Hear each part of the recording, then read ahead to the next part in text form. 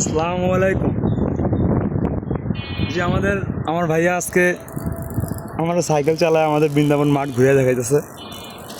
আমরা আজকে খেলতে আসছিলাম, কিন্তু আজকে অনেক তীব্র বৃষ্টি হওয়ার কারণে আমাদের খেলা কিছুক্ষণের জন্য স্থগিত করা হয়েছে। তো এখানে আমরা আসছিলাম কিছু সময় কাটানোর জন্যে, আমি আমার ভাই।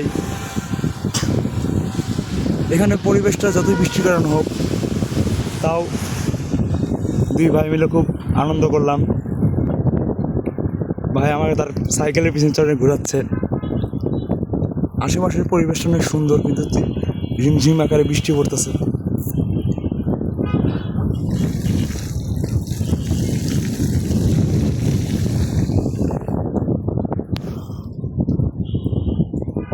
ভাই কিন্তু খুব ভালো সাইকেল চালায়।